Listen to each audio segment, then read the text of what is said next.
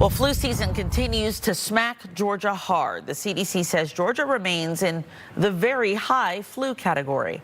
The latest state data shows more than 400 people have been hospitalized and 6 have died since last week's update. The CDC urges everyone to take precautions, including getting a flu shot and washing hands. The pastor of a local church is one of the latest people to die from complications related to the flu. News Ed reporter Annie Mapp joins us in downtown Atlanta with how he's being remembered tonight. Annie? Yeah, Christine, we're talking about Reverend John Howren, who has led the Basilica of the Sacred Heart of Jesus since 2020.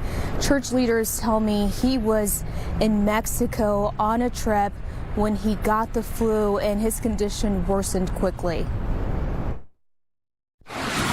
Reverend John Howren reported having a minor cold during the first days of his Mexico City vacation, but his condition went downhill quickly. It was very, very fast and very, very deadly.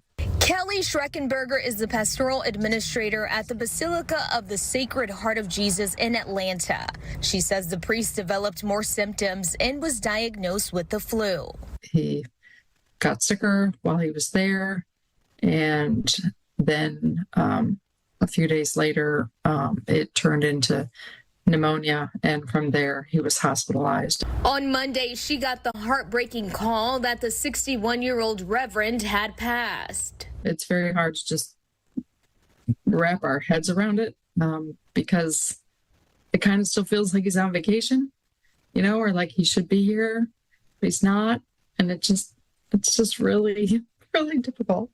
Howren's death comes as the CDC says Georgia remains in the very high flu category. The CDC blames a new variant that some have dubbed the super flu. Schreckenberger says Reverend Howren's sudden death sent shockwaves through parishioners since he became their lead pastor in the summer of 2020. Well, everyone is just stunned at what a loss this is to Atlanta, to the Catholic community, to the Archdiocese of Atlanta, to the parishes.